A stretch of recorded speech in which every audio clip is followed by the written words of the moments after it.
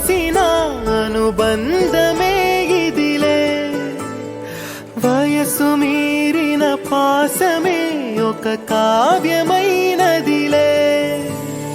రేపలా ఎప్పుడు కంటి పాపగ కాచులే రేపునా మాపునా చంటి పా